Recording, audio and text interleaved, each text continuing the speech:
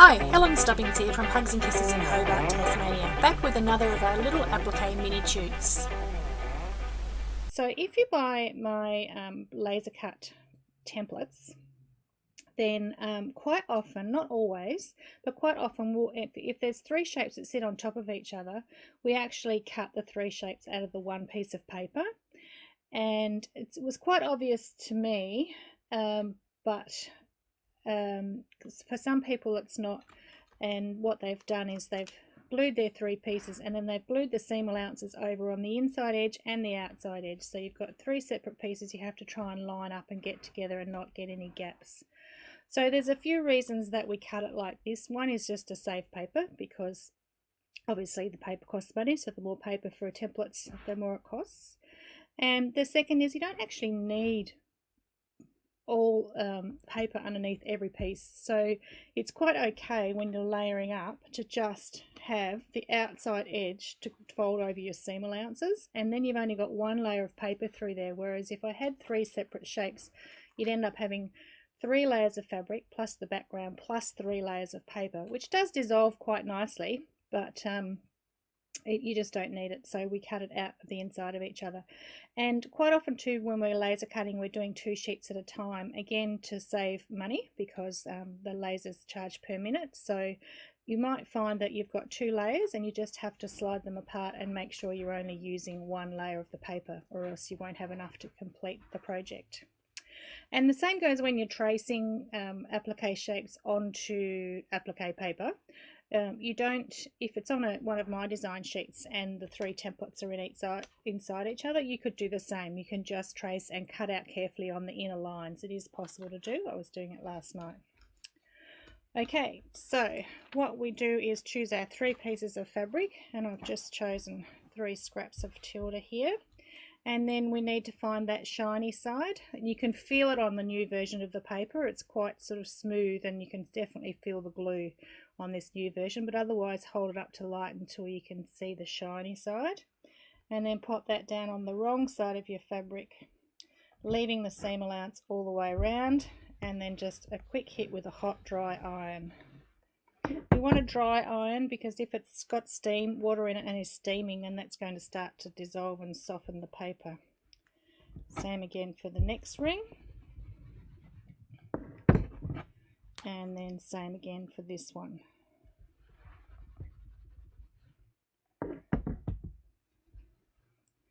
Okay, now I just take my scissors and roughly cut out with about a 1/4 inch, and if you're new to this, give yourself a good 1/4 inch. You can always trim back, but if you've done a fair bit of it, you'll get to know how much seam allowance you like to work with.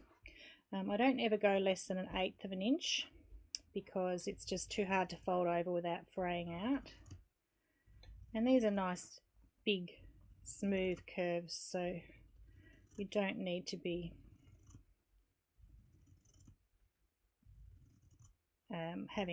going too small on it. These are going to be easy shapes. So a little one here. Sometimes it's easier to roughly cut out if you're on a big piece of fabric, and then go back and smoothly cut out, but I'll just keep going.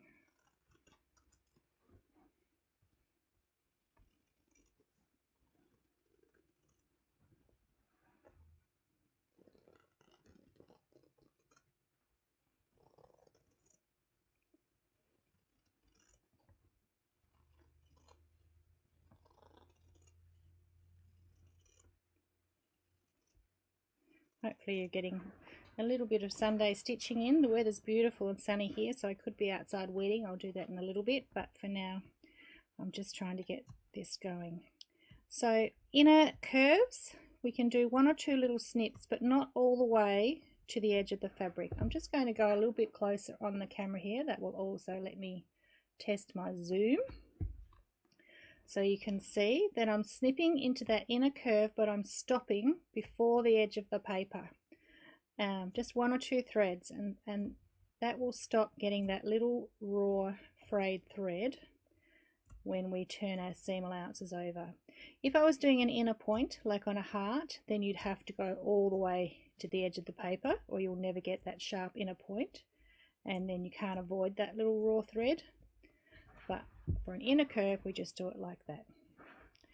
Then next we take our glue pen. So I still use the Soline or equivalent glue pens, specifically designed for the applique paper, or not for the applique paper, but for this purpose, for fabric, and roll it out a little bit so that we don't want to use the full thickness of it. So if you wind it out a bit, you can just use the edge, and you're just placing that around the edge of the paper, not on the fabric, just the edge of the paper. That blue doesn't show up very well there, but I'm just on the edge of the paper. And with the pad of my thumb, I just fold up until I feel the edge of the paper, and then just pinch and gather around the curve. And the fabric just feeds around the edge of the paper. You don't want to be rolling it in, just let it naturally feed around the edge of the paper. And it's just pinch and gather. For me, I'm right-handed. I'm working from left to right as I go clockwise around the circle. And I'm only gluing a section at a time because the glue does dry quite quickly, particularly under these lights, and I want to press down onto that glue and make sure it's stuck onto the glue. And that's how quick we've got our perfect circle. Okay, now notice I haven't cut the fabric out from the middle of the circle. I'm just going to leave that in there. If you were desperate and you needed every little fabric, that piece of fabric that you've got, if you're really running short, then you could cut that out, leaving a 1/4 inch seam allowance, but we would never glue that edge over. I just leave it as one piece of fabric.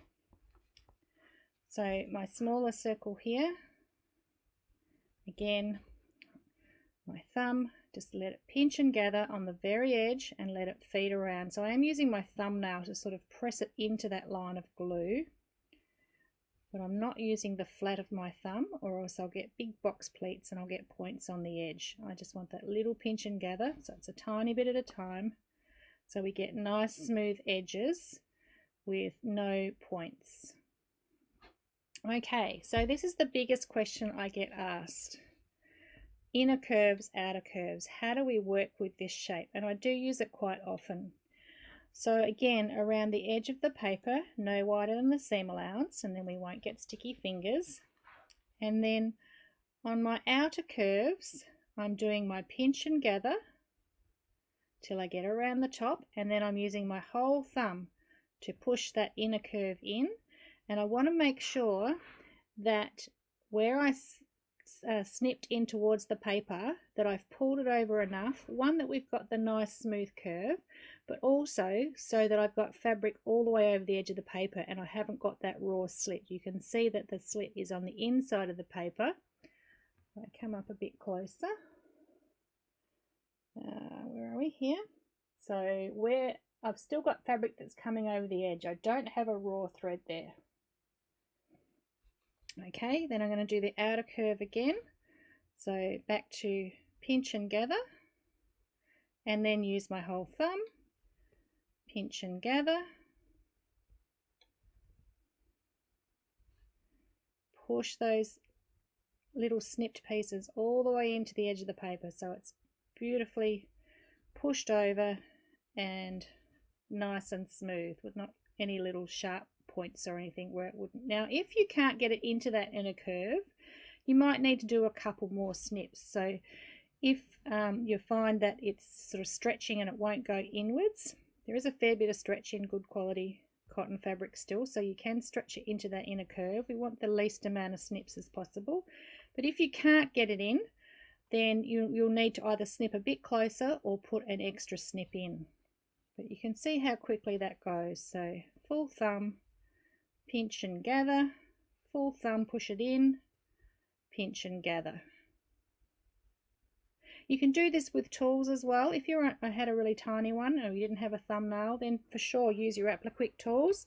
Same thing, when you've got your slits, you want to be pulling, I haven't got them in front of me, but you want to be using them to make sure you pull that all the way over the edge of the paper, so the cut raw edge of the fabric is inside the paper, not on this edge out here with a little pokey sticking out.